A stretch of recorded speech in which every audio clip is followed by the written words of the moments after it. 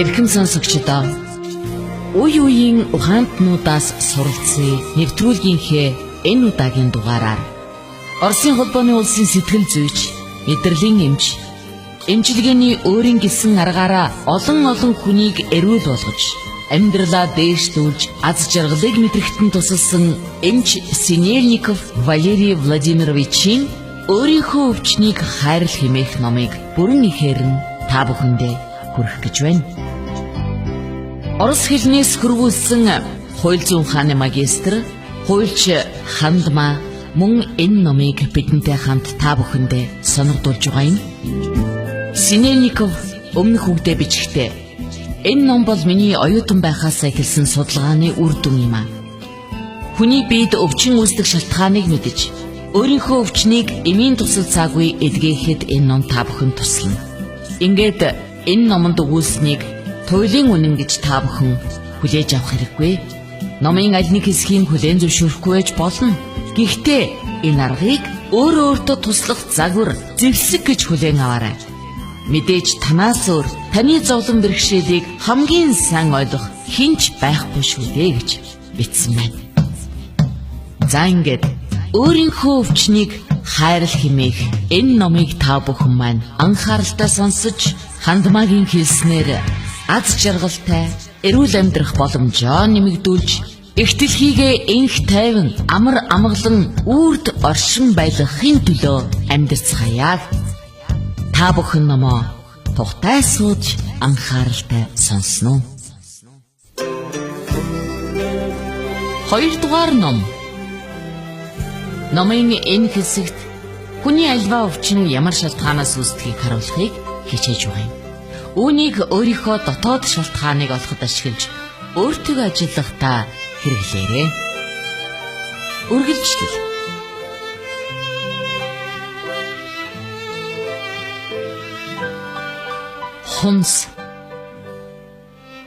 Хумс хамгаалалтыг илэрхийлдэг.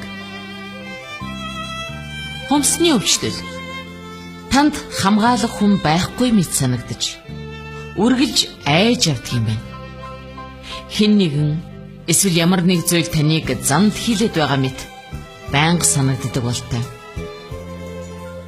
Би байнга бусад хүмүүс намайг занд хийлээд байгаа юм шиг мэдрэмж мэдэрдэг гэж саяхнаас хумсын асуудалтай болсон нэг ир ярьсан юм а.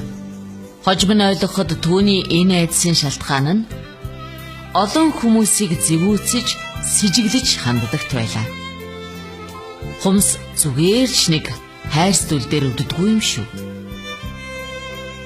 Ийм маягаар далдах хумсар хумсыг гэмтээснээрээ бусад хүмүүсийг устгах програмыг сармөгжүүлж байгаа юм а. Үс унах, халзрах. Үүнд айдас дотоод сэтгэлийн маш хүчтэй дарамт нөлөөлдөг. Үсний булцуу нарийсаж, тижэл бараг очихоо болсноос үс явандаа үхэж эхэлдэг. Халдсан хүмүүс бүх зүйлийг хянаж явахыг хүсдэг. Тэд амьдралын үйл явцад итгэдэггүй болос. Хүчтэй сэтгэлийн хямрал үсэнд яаж нөлөөлдгийг хормхон зур бууралтахаас харж болно.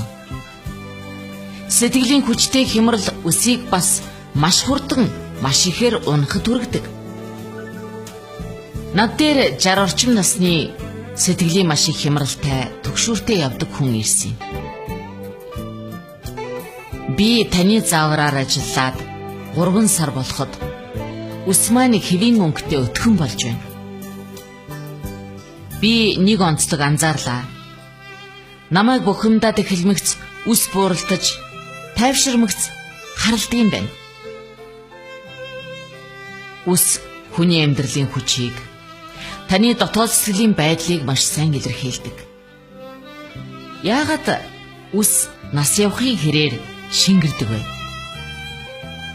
Хүн жил ирэх тусам амьдралын хүчээ алддаг.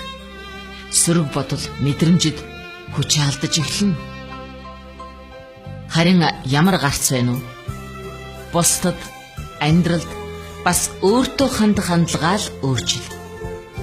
Тэгээд өөрийнхөө эрч хүчийг хоримтлуулаарай. Халдвар төвчин, өрөвсөл.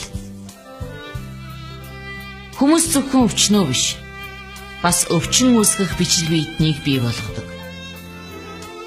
Та үүнийг хоосон орон зайнаас, цэвэр энергиэс өөрийнхөө бодлын хүчийг ашиглан бий болгодог. Гэхдээ бодол нь өөрөө сөнөөгч, өвчин үүсгэгч юм. Өөрөөр хэлбэл нийтийг хамарсан ухамсарын бус ухаан, эмх замбраагүй, дарамттай бачимдал нь өвчин үүсгэхэд тус болдог нян бичил биетнийг бий болгодог юм аа.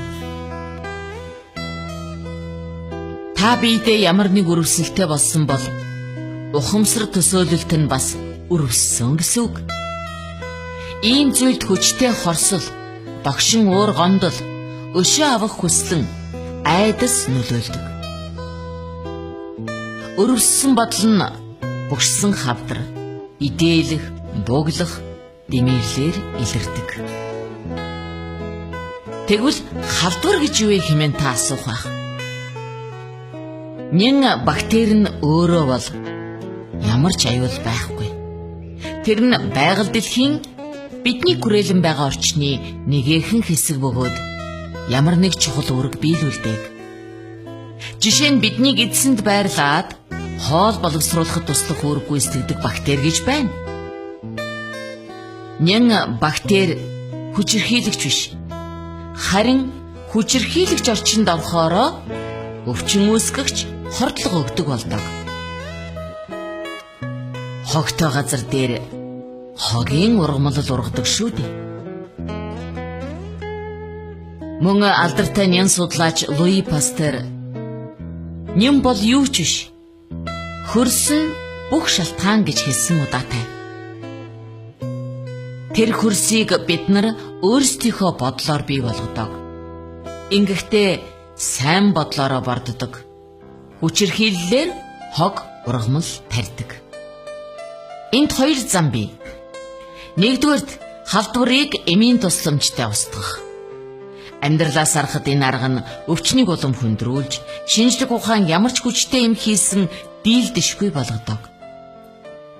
Хоёрдугаар зам нь нянг тижээж байгаа орчинг бий болгож байгаа төрөнгийн бодлоосоо салж, ингэснээрээ өөрийнхөө дархлааг сайжруулах. Сонголт таны гарт байна. Нянта тэмцэж хэрэггүй, түүнтэй нөхрөл. Ханиад гих мэтийн халдварт өвчнөр байнга өвддөг хүмүүсийн хувьд таны амьдралд дарамт, бачимдах, эмх замбраагүй байдал, зэвүүцэл, хөндлөнгийн хүний оролцоо орсон олон явдал нэг зэрэг болоод байна гэсэн үг.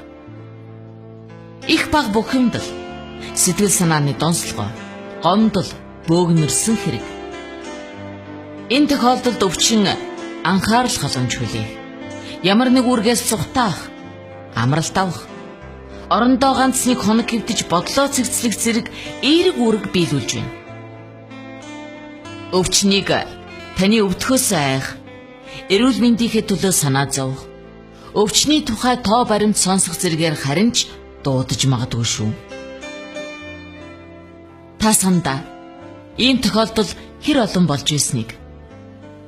Хажууд нь хэн нэгэн найтах, ханиахад та хөрчихье гэж айн. Зурагтаар ханиад ихсэж байгаа тухай ярмагц. Та санаа зовж, эмийн санал үгүйж урдчлан сэргийлэх хамгаалах юм авах тухай боддог. Харин ийм үед би өөрөөсөө үргэлж надад энэ өвчин хэрэгтэй юу? Өвчин надад ямар эерэг зүйл өгөх вэ? Надад өвдсөн хоол ханиад шүүхнатай орондоо хэвдэх шаардлага байна уу? гэж асуугаад, үгүй, надад аль нь ч хэрэггүй гэж өөртөө хариулдаг юм. Би амьдралаа өөрөө бий болгосон. Иймээс бүхий л асуудлыг өөрөө шийдэж чаддаг. Иймээс би ямар ч тохиолдлоос сайн гарц олж чадна. Хэрвээ миний амьдралд шийдэж болохгүй ямар нэг асуудал гарах юм бол би бүх анхаарлаа түнлүү хандуулдаг. Тэгээд далд ухамсараасаа энэ асуудлыг сайнаар шийдэх шинэ арга замыг зааж өгөхийг гуйдаг. Би ертөнцид бүрэн дүүрэн итгэдэг. Өвчин минь хажуугаар өнгөрч миний дархлааны систем сайн ажилдаг юм. Би эрүүл байж, амьдралд баяр баясгалантай хандаж, багтаж чадахыг сонгодог. Энэ бол миний сонголт. Гэмтэл азгүй тохиолдол. Ер нь тохиолдол гэж ерөөсө байдаггүй. Энэ бол миний гүнзгий итгэл үнэмшил билээ. Азгүй тохиолдол гэдэг нь далд ухамсарын зүй тогтол юм аа. Бид өөрсөдөө гэмтлийн шалтгаан бий болгодог. Ховслолт хийж явахдаа би их бага хэмжээгээр гэмтэлд өртсөн олон хүнийг судалж байлаа. Бүхэл тохиолдолд шалтгаан нь адилхан байсан. Тэдгээр нь гэмшил, их уур, үзэн ядал, зэвүүцэл, гомдол. Энэ бүх сэтгэл хөдлөл нь өөрийгөө устгах механизмыг бий болгодог. Нэг хартаа эрэхтэй ирсэн. Хөлөө яачваа. Троллейбусны хаалганд тавчуулагдаад үүнээс сарын өмнө би гараа хугалж амжаад бас тархиа хөдлөгчсөн гэснэ. Эмчээ, би таныг ховстолд хийдэг гэж мэднэ. Та манай эхнэрийг ховстоод өөр хүнтэй унтчихгүй юу гэдгийг мэдээд өгөөч. Сарын өмнө тэр ажил дээрээ саатаад хамт ажилладаг хүнийхээ машинаас бууж явахыг би цонхоор харсан юм. Эхнэрт нь тэгээ юу гэж явах юм? Бүгдийг нь үгүйсгээд байгаа. Ер нь тэгээ эмэгтэй хүн эр хүнтэй бүтэн цаг машин дотор юу хийх юм бэ? Та ховстоод үүнийг мэдээд өгөөч гэлээ. Би түүний хүслийг биелүүлээгүй. Харин нэмжлүүлж энэ хардалтаасаа салахыг ятгаж дөнгөсөн. Хэн нэгэн зэвүүцэх, өшөө авах гэж бодох, цохоод авах юмсан гэсэн хүсэл гарах гарцгүй болох нь хормын зур азгүй тохиолдолд гэмтэл түрэгдэг. Эргэн тойрны ертөнц бидэнд харьяалагддаг бөгөөд бусдад ууралснараа бид хүчирхийллээ илэрхийлж өөрсдрүүгээ устгах програм явуулдаг юм. Энерги хадгалагдах хуулийг хинч хүчингүй болгоогүй шүү дээ. Бид өөрсдөө уурлаж, өөрсдийгөө буруутгасан үедээ шийтгэл хайх нь бидэнд азгүй тохиолдол болон эргэж ирдэг байна. Гэмтэл бидний гэмшил өөрийгөө шийтгэхийн гадна тусгал. Энэ нь өөртөө хандсан уур хэлэн. Хэрвээ тантай тийм зүйл тохиолдсон бол өөрийгөө азгүй хохирогч гэж битгий бодоорой. Дотоод сэтгэл рүүгээ хандаж, гэмтлийн шалтгааныг бий болгосон бодол үйлдэлээ олоорой. Та өөрийгөө шийтгэж, буруутай хэмээн гэмшихдээ өөрийгөө давж гарч болохгүй тодорхой хүрээнд оруулж, эрхчлөөгөө хааж байна. Тиймээс гэмших сэтгэлээс ангижирч, эрх чөлөөтэй болоорой.